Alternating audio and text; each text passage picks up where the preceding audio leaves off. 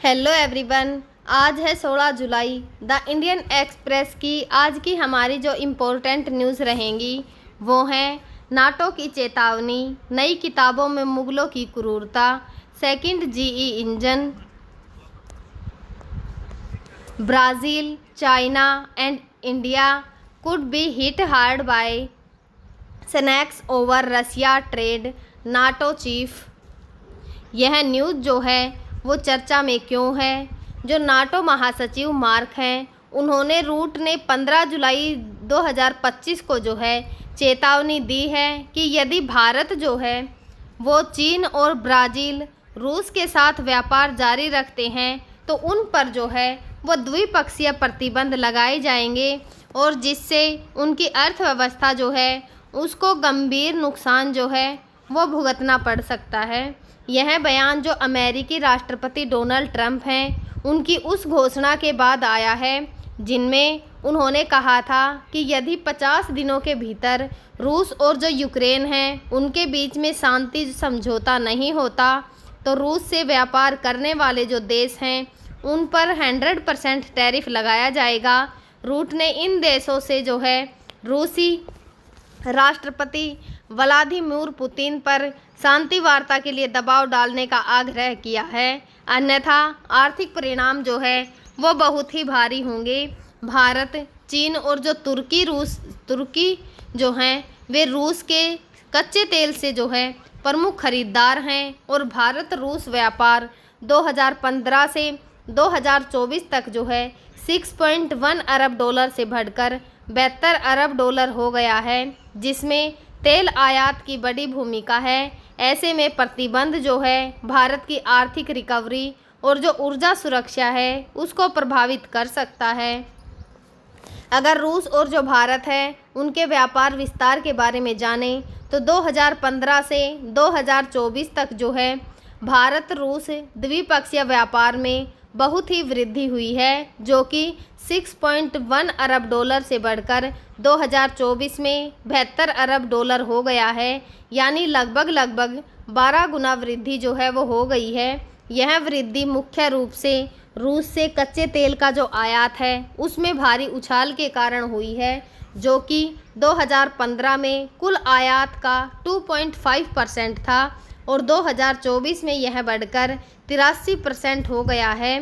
तेल आयात जो है 2015 में नगण्य से बढ़कर 2024 में 55 अरब डॉलर तक पहुंच गया है, जो कि 50 गुना वृद्धि दर्शाता है। इसके अलावा रूस से कोयले और जो उर्वरक हैं उनका आयात भी बढ़ा है, जिसमें 2025 में उर्वरक निर्यात में 42% की वृद्धि जो है वो दर्ज की गई है। अगर इनके प्रमुख बिंदु देखें यानी कि निर्यात को देखें तो भारत से रूस को जो है निर्यात 2015 में 1.6 अरब डॉलर से बढ़कर 2024 में 4.8 अरब डॉलर हो गया है, जिसमें जो फार्मास्यूटिक्स, कार्बनिक रसायन या फिर जो मशीनीकरण है, पूंजीगत वस्तुएं हैं, वह सब शामिल हैं।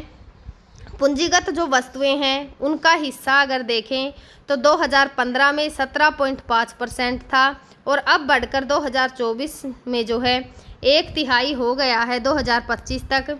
अगर आयात देखें तो रूस से आयात जो है 2015 में 4.5 अरब डॉलर से बढ़कर 6.2 अरब डॉलर हो गया है, जिसमें तेल, उर्वरक, खनिज, कोयला जो है वो शामिल हैं और रूस से जो कच्चा तेल आयात होता है वह 1.97 मिलियन बैरल जो है प्रतिदिन तक पहुंचा है, जो कि जुलाई 2023 के बाद जो है उच्चतम है।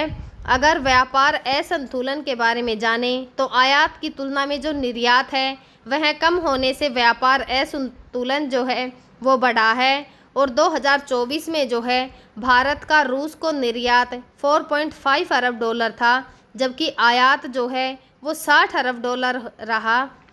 भारत जो है इस असंतुलन को कम करने के लिए निर्यात बढ़ाने पर ध्यान दे रहा है।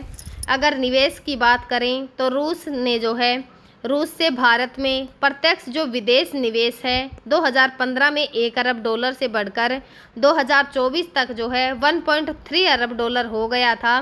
हालांकि रूस की जो FDI रैंकिंग है वह 19वें से 30वें स्थान पर गिर गई है।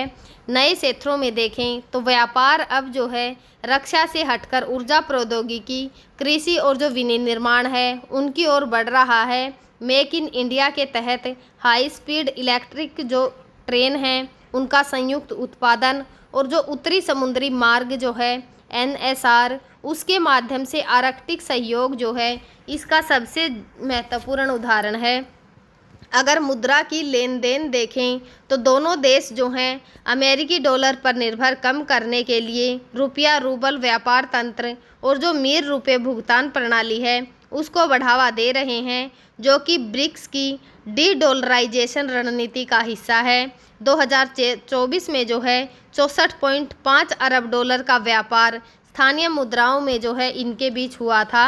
अगर चुनौतियों को देखें तो जो पश्चिमी प्रतिबंध हैं उनका खतरा, व्यापार में असंतुलन और जो भू राजनीतिक दबाव है भारत के लिए रणनीतिक संतुलन बनाए रखने को बहुत जटिल बनाता है। फिर भी भारत जो है अपनी जो रणनीतिक स्वायत्तता है उसे बनाए रखने के लिए या फिर रखते हुए रूस के साथ सहयोग को मजबूत कर रहा है। आज की हमारी जो दूसरी न्यूज़ रहने वाली है वो है क्लास 8 न्यू बुक फ्लैग जो है brutality of Mughals with no blame of disclaimer. ये न्यूज़ जो है वो चर्चा में किस लिए है? जो NCERT की कक्षा 8 की नई सामाजिक विज्ञान पाठ्य पुस्तक है उनमें मुगलों के शासनकाल को लेकर कुछ बदलाव किए गए हैं, जहां उनकी क्रूरता के पहलुओं को उजागर किया गया है और लेकिन जो साथ ही यह भी स्पष्ट किया है कि उन्हें पूरी तरह से दोषी ठहराना उचित नहीं है। अगर इसके मुख्य बिंदु देखें तो जो पाठ्य पुस्तक है उसमें मुगलों के जो शासन है उसके दौरान कुछ कठोर नीतियां अपनाई गई या फिर जो घटनाएं हुई जैसे कि युद्ध हुए या फिर दमन हुए उनका उल्लेख किया गया है, जिन्हें क्रूरता के रूप में दर्शाया गया है। और यह भी बताया गया है कि जो मुग़ल शासन है उसके सकारात्मक योगदान जैसे कि कला हुई, संस्कृति, प्रशासन और वास्तुकला में जो है उपलब्धियों को नज़रअंदाज जो है वो नहीं करना चाहिए। इसका उद्देश्य विद्यार्थियों में जो ऐतिहासिक समझ को संतुलित करना है ताकि वे किसी एक पक्ष को जो है पूरी तरह से नकारात्मक या सकारात्मक न माने। नई NCERT कक्षा 8 में सामाजिक विज्ञान पाठ्य पुस्तक जिसका शीर्षक है exploring society India and beyond part 1 राष्ट्रीय शिक्षा नीति NEP 2020 और राष्ट्रीय पाठ्य जो चर्चा है उसका ढांचा NCFSE 2023 के अनुरूप संशोधित की गई हैं। यह पाठ्य पुस्तक दिल्ली सल्तनत और जो मुग़ल काल है उसको कक्षा 8 में पहली बार पेश करती है, जो पहले कक्षा 7 में पढ़ाया जाता था। इस किताब में जो है 13वीं शताब्दी से 17वीं शताब्दी की जो भारतीय राजनीति है और जो सामाजिक गतिशीलता है उसको कवर करने वाला एक अध्याय जो है वो शामिल है, जिसमें मुग़लों और जो दिल्ली सल्तनत है उसके साथ साथ विजयनगर साम्राज्य, मराठे और जो सिख हैं उनके उदय पर भी चर्चा की गई है। मुग़लों की क्रूरता का चित्रण देखें, जैसे कि बाबर को क्रूर और निर्दयी विजेता के रूप में वर्णित किया गया है, जिसने शहरों की पूरी आबादी का नरसंहार किया, महिलाएं और जो बच्चे हैं उनको गुलाम बनाया और लूटी गई जो नगरीय आबादी है उसके सिरों से झोपड़ी जो हैं उन झोपड़ियों के मीनार बनवाए। साथ ही बाबर की जो बौद्धिक जिज्ञासा, वास्तुकला या फिर जो कविता और प्रकृति है उसके प्रति उनके प्रेम को भी उजागर किया गया है, जैसा कि उनकी आत्मकथा जो बाबरनामा है उसमें दर्ज है। और अगर अकबर के बारे में देखें तो अकबर के शासनकाल को क्रूरता और सहिष्णुता का मिश्रण बताया गया है। उदाहरण के लिए जो चित्तौड़गढ़ का किला है उस पर हमले के दौरान लगभग 30,000 नागरिकों के नरसंहार का आदेश देने का उल्लेख है। दूसरी ओर उसकी जो सहिष्णुता की नीति है, जैसे कि सुलह ए कुल हुआ, सार्वभौमिक सहिष्णुता और जो विभिन्न धर्मों के विद्वान हैं उनके साथ धार्मिक चर्चाएं जैसे कि इबादत खाना में, उसको भी रेखांकित किया गया है। अगर औरंगजेब को देखें तो औरंगजेब को जो मंदिर हैं या फिर जो गुरुद्वारे हैं उनको नष्ट करने वाले शासक के रूप में चित्रित किया गया है, जो कि धार्मिक असहिष्णुता का प्रतीक है। हालांकि उनके जो प्रशासनिक योगदान हैं और जो सैन्य रणनीति हैं उनको भी संदर्भ में शामिल किया गया है। अगर संतुलित दृष्टिकोण देखें तो सकारात्मक और जो नकारात्मक पहलू हैं वह पाठ्य पुस्तक में एक note on some darker period in history शामिल हैं, जो यह स्पष्ट करता है कि इतिहास के काले अध्याय को समझना जरूरी है, लेकिन आज के लोगों को इसके लिए जिम्मेदार जो है वो नहीं ठहराना चाहिए। अगर सकारात्मक योगदान देखें तो मुगलों का जो प्रशासनिक ढांचा है जैसे कि जपत और जो मनसबदारी प्रणाली है उसको जो है साम्राज्य के विस्तार और स्थिरता के लिए महत्वपूर्ण बताया गया है। आर्थिक गतिविधियां जो हैं वो शहरों के निर्माण और 13वीं से 17वीं शताब्दी के दौरान बुनियादी ढांचे में प्रगति को भी उजागर किया गया है।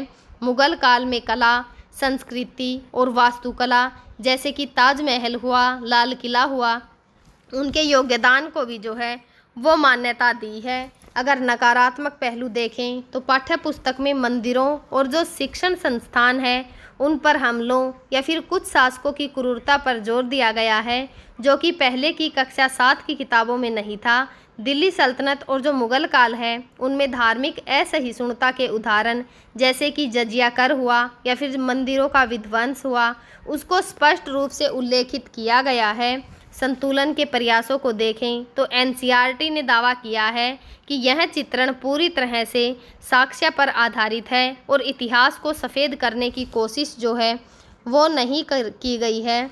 माइकल जो डैनिनो है एनसीईआरटी के सामाजिक विज्ञान पाठ्य चर्चा जो है उस समूह के प्रमुख ने कहा है कि मुगल शासकों को दुष्ट नहीं किया जा रहा, बल्कि उनकी जो जटिलताएं हैं उनको दर्शाया गया है। उदाहरण के लिए अकबर ने स्वयं अपनी युवावस्था में क्रूरता स्वीकारी थी। पाठ्यपुस्तक में यह भी जोड़ा गया है कि जो भारतीय समाज है उसने इन चुनौतियों के बावजूद पुनः निर्माण और जो लचीलापन है उसको दिखाया है, जैसे कि शहरों और जो मंदिर हैं उनके पुनर्निर्माण को। और जो ये पुस्तक हैं इनके अंदर मराठा और शिवाजी का भी चित्रण किया गया है।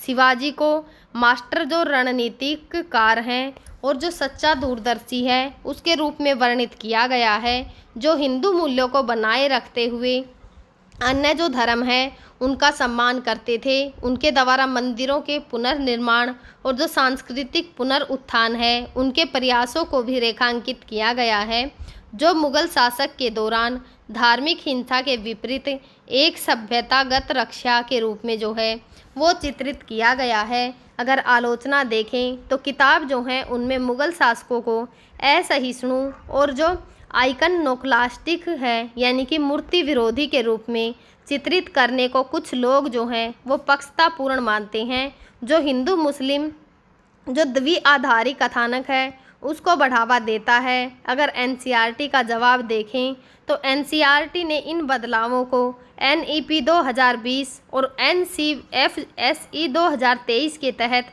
नए पाठ्य चर्चा ढांचा जो है उसका हिस्सा बताया है, जो भारतीय संदर्भ और मूल्य हैं उन पर जोर देता है।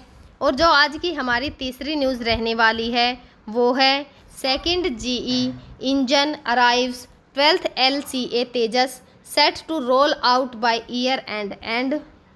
यह न्यूज़ जो है वो चर्चा में किस लिए है? भारत को अपने स्वदेशी हल्के लड़ाकू विमान LCA तेजस मार्क 1A जो है वह कार्यक्रम के लिए अमेरिका से दूसरा GEF जो है 404 इंजन प्राप्त हुआ है। यह इंजन 14 जुलाई 2025 को हिंदुस्तान जो एरोनॉटिक्स लिमिटेड है उसको सौंपा गया है। इस वित्तीय वर्ष के अंत तक जो हाल है उसको कुल 12 GE 404 इंजन मिलने की उम्मीद है, जो कि LCA मार्क 1A विमानों में लगाए जाएंगे। भारतीय वायुसेना ने 83 LCA मार्क 1A विमानों का ऑर्डर जो है वो दिया है और ऑर्डर दिया गया है। भारतीय जो वायुसेना है उनके द्वारा 97 और विमानों की खरीद का प्रस्ताव भी रक्षा मंत्रालय की मंजूरी के बाद अंतिम चरण में जो है वो है। और यह कदम भारत की जो आत्मनिर्भर रक्षा रणनीति है उसको भी मजबूती देगा। अगर LCA mark 1A light combat aircraft Tejas mark 1A design और संरचना को देखें तो compact delta wing design LCA mark 1A में जो डेल्टा विंग कॉन्फ़िगरेशन है जो कि उच्च गतिशीलता और चुस्ती प्रदान करता है। अगर कंपोजिट सामग्री देखें तो लगभग 45% संरचना में कार्बन फाइबर कंपोजिट का उपयोग जो कि वजन कम करता है और मजबूती को बढ़ाता है। हल्का वजन, इसका खाली वजन जो है लगभग 6500 किलोग्राम है जो इसे हल्के लड़ाकू विमानों की श्रेणी में रखता है। अगर एरोडायनामिक्स जो एसिथर डिज़ाइन है उसके साथ में क्वाड्रप्लेक्स डिजिटल फ्लाई जो बॉय है सिस्टम को भी जो कि उड़ान नियंत्रण में सटीकता को प्रदान करता है। अगर इंजन को देखें तो GEF जो है 404 GE in 20 यह विमान जनरल इलेक्ट्रिकल के जो GEF 404 है टर्बोफैन इंजन द्वारा संचालित है जो कि 84 kN का अधिकतम ब्रस्ट प्रदान करता है। अगर ऑफ्टर बर्नर को देखें तो यह हाई स्पीड और युद्धक परिस्थितियों में अतिरिक्त शक्ति प्रदान करता है। भविष्य की योजना देखें तो भारत जो है वो स्वदेशी AL-31F इंजन या फिर उन्नत विकल्प जो हैं उन पर विचार कर रहा है, लेकिन वर्तमान में GEF-44 का उपयोग जो है वो हो रहा है। अगर अवायोनिक्स देखें तो जो रडार है ELM 2052 एक्टिव इलेक्ट्रॉन निकली जो स्कैंड है एरे रडार जो कि मल्टी मोड ट्रैकिंग हवा से हवा में जो है और हवा से ज़मीन पर हमले की क्षमता प्रदान करता है। अगर इलेक्ट्रॉनिक्स जो वारफेयर सुइट्स जो कि स्वदेशी इलेक्ट्रॉनिक्स जो काउंटर मेजर सिस्टम है जैसे कि रडार वार्निंग रिसीवर और मिसाइल अप्रोच वार्निंग सिस्टम जो है उसको भी शामिल किया गया है। हेड अप अगर डिस्प्ले और जो मल्टी फंक्शन डिस्प्ले है जो पायलट को रियल टाइम डाटा और सटीक लक्ष्यीकरण की सुविधा प्रदान करता है। अगर डिजिटल कॉकपिट देखें तो आधुनिक जो इंटरफेस है उसको डाटा लिंक सिस्टम जो कि नेटवर्क सेटिंग युद्ध की क्षमता जो है वो प्रदान करता है। अगर हथियार प्रणाली देखें तो मल्टी रोल क्षमता देखते हैं, हवा से हवा या फिर हवा से ज़मीन और हवा से समुद्र तक जो है मिशन के लिए यह उपलब्ध है। अगर हथियार देखें तो मिसाइलें जो हैं extra MK1 R73 short range जो है डर्बी और जो अन्य बम हैं जैसे कि laser guided bomb, cluster bomb और जो फ्रीजन गाइडेड म्यूनिशंस गन हैं जैसे कि 23 mm ट्विन बैरल कस्कोव तय। अगर पेलोड क्षमता देखें तो लगभग 4000 किलोग्राम तक के हथियारों से जो है जाने की क्षमता है। अगर हेड पॉइंट्स को देखें तो 8 हाई पॉइंट्स विभिन्न हथियारों और जो सेंसर पॉइंट्स हैं उनके लिए हैं। और अगर अन्य विशेषताओं को देखें तो स्वदेशी तकनीक जो है वह 65% से अधिक स्वदेशी सामग्री जो कि भारत की आत्मनिर्भरता जो है उसको बढ़ावा देती है। रखरखाव देखें तो आसान रखरखाव और कम परिचालन लागत जो इसे लागत प्रभावी बनाता है। उन्नत सेंसर फ्यूज़न डेटा प्रोसेसिंग के लिए आधुनिक सॉफ्टवेयर जो युद्ध क्षेत्र जो है उसमें सटीक निर्णय लेने में मदद करता है। नेटवर्क्स जो सेटिंग युद्ध अन्य जो प्लेटफॉर्म हैं और जो कमांड सेंटर हैं उनके साथ जो डाटा है उसको साझा करता है। हम जो है आगे भी आप सभी के साथ जो द इंडियन एक्सप्रेस की इम्पोर्टेंट न्यूज़ होंगी उनको शेयर करते रहेंगे। तब तक आप पढ़ते रहिए, खुश रहिए। Thank you.